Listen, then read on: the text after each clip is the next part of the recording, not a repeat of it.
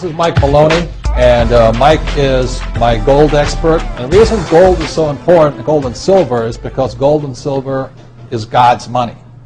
It's money made by God. And then in 1971, the U.S. government, under President Nixon, took God's money and turned it into man-made money.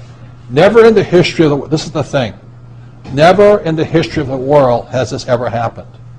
In 1971, the U.S. and Nixon convinced the entire world to replace gold and silver with paper money.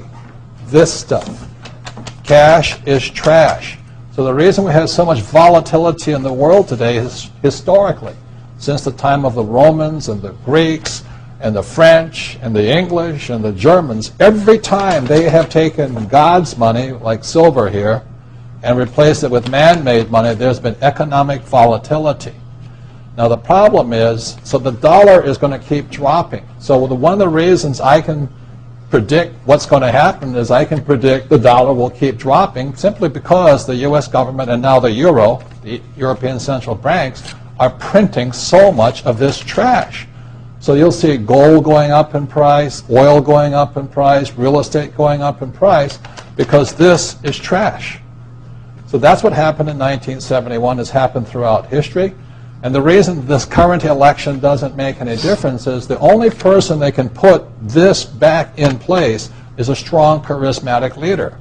People like Julius Caesar, Napoleon. That's why they were such great leaders, was they actually replaced this with this. Unfortunately, we do not have that person among the candidates. I know Ron Paul, philosophically, I agree with him as closely as possible, but unfortunately I don't think Ron Paul has the chutzpah, as my Jewish friends would say, to change this whole thing. So there will be more this printed than ever before, which means the dollar keeps coming down and other things keep going up. And that's really what's going to happen.